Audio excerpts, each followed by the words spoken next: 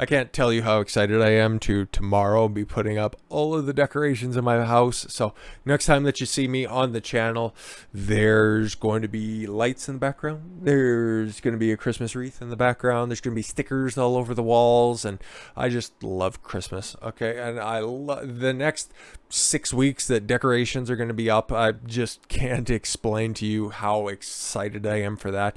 Nothing really encapsulates this a little time of the year, mostly because it's just absolutely miserable outside. Like, we got a whole bunch of snow throughout the entire week, and yeah, it's a little bit more palatable, okay? Especially in the lead up to Christmas, because I love Christmas like no other holiday that's on the calendar, birthday included. Everything else sucks, okay? It's not because I like getting things, it's because I just like, I don't know, just the wholesome nature of all of this stuff. Because I don't know, maybe I'm just a big mark for Christmas and I'm just trying to justify something that really requires no justification. You guys probably also have an affinity for Christmas, hence why you would have been clicking on this video itself. So here are 10 tips for organizing your home before the holiday season. Yep, especially to my friends in the South. Also, you guys, next week have Thanksgiving, and that'll be fun, right? And most of you guys are going to be doing your decorations maybe that weekend or maybe the weekend after. But up here in Canada, we've already had Thanksgiving a month ago, so I guess we're kind of getting a little bit late to the decorations for Christmas. So you just have over 2 weeks to spiff up your house for Thanksgiving and December holidays, and fun can overload anyone. So get going now and have more relaxing season the next month and a half! Exclamation point. Oh my god. If my family were ever expecting company while I were growing up, my mom insisted that the house was spotless. We don't even need to be expecting company for a spotless house. It's a behavior that has definitely been passed down to me and something I take great pride in. But if it were during the holidays, she would ramp up cleaning into high gear. Alright, yeah, and especially if we're going to be redecorating the home at a massive scale like I like to do when it comes to Christmas, I'm definitely going to be applying some of these newly acquired ideas personally and get the house. Oh, if the house is a pig pen, I'm embarrassed. I don't ever let it get that bad. This is, of course, commentary from the author of the article, but as an adult, I followed in my mother's footsteps, alright? But if you want your guests to feel at home, I will not be having any guests over, at least for what I can tell, over the holidays, mostly because, hey, if you couldn't be bothered to come see me throughout the year, why would I make time for you right now? Besides, having a clean and organized home comes with the following unexpected benefits. Research shows that environments around us affects our emotions, behaviors, and productivity, such as a messy or unclean house can make you feel stressed, anxious, which reduces your focus. Fairly true. That's for true. A clean home means fewer germs, mold, and allergy triggers. Also, this keeps away uninvited guests like pests. And maybe throw out a couple of stupid little animals that have found their way into your home. Not just saying anything. Cleaning your home has a unnoticed benefit of making you happier. For example, one study found that simply washing dishes can reduce nervousness and increase inspiration by a solid 25%. Yeah, because you just kind of put your body on autopilot. If I'm just to go ahead and theorize on the subject, it just puts you in a very calming manner, okay? I've been reading some books on body language, not for any specific reason, but just doing something so mindless as washing dishes is simply a soothing or a pacifying behavior, so that would make sense. When your bedroom is clean and comfortable, you'll sleep better, exactly for the same reasons that have previously been highlighted in this little list. Housework isn't just a clever way to sneak in some physical activity. It can also keep your brain young, again, by putting it on autopilot, because you probably know the contours of your house, to vacuum, to mop, to dust. You already know what you're doing, so you can just kind of click off the thinking portion of your brain and then just go about doing it. it. During the holidays, however, cleaning and organizing your home is even more critical. Why? An astounding 88% say the holidays are the most stressful time of year. Yeah, if you're just really bad at managing stress. As such, why worry about cleaning your guest room while juggling end of responsibilities and enjoying seasonal activities? All right, so they got a list. They have obviously a top 10 list. Determine what should be done first. Obviously, it's hard to get everything done in a short amount of time that you have, but you have all the rooms in your house that are more cluttered than others. Oh, all of the rooms in your house are more cluttered than others. Yeah, therefore you should prioritize the areas that need to be cleaned and organized first in your home. Knowing where to focus your cleaning efforts by importance gives you a starting point. Or you could just, not be a slob throughout the entire year, moving right along.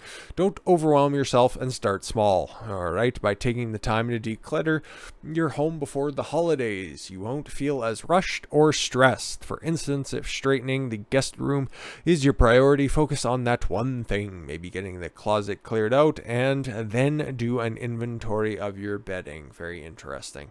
Setting a cleaning schedule. Yep. Mondays, Wednesdays, Fridays, maybe Saturday a little bit. But anyways, just do that throughout the year. So why would you have to go? Well, okay, maybe it's just a good opportunity to set it up if you are not following one right now.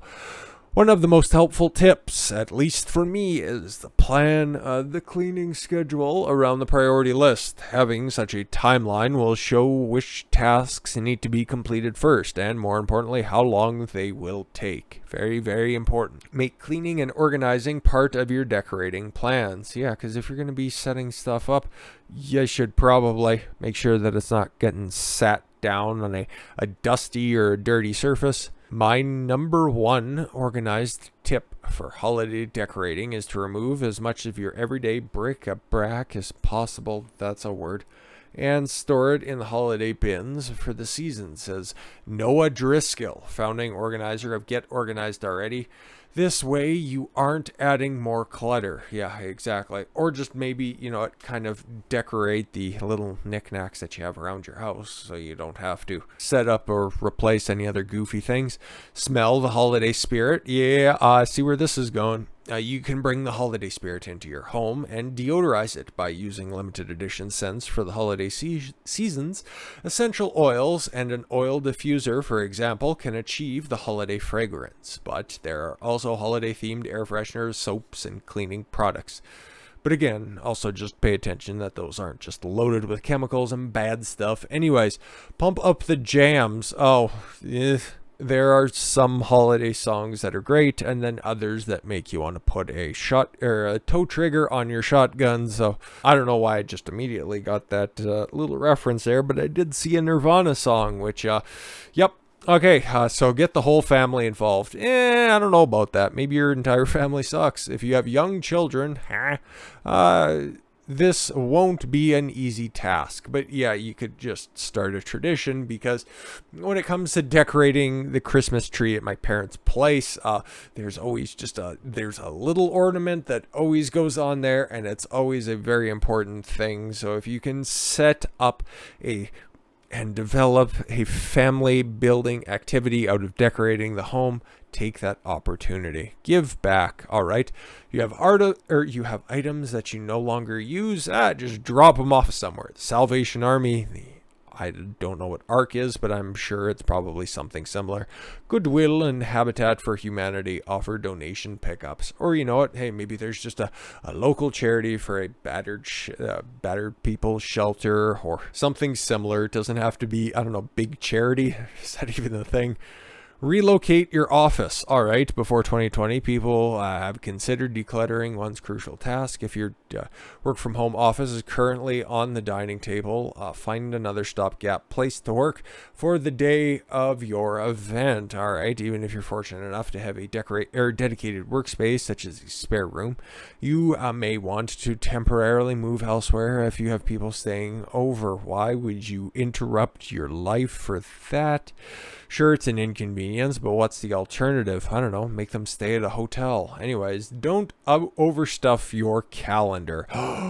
Your calendar's probably more full than usual during the holidays. All right, yeah, but don't burden yourself, because it is 6 weeks after all. Jeez. Obviously, this can lead to problems like scheduling conflicts and putting other priorities over your own. If you're celebrating until the early hours, your sleep may even be impacted. Hey, instead, keep your calendar as lean as possible. That's what you should just be doing throughout the entire year, anyways, and something that we talk about ad nauseum again. But the next time you're invited to a holiday party, decline the invitation. I think that's a great place to end, anyways.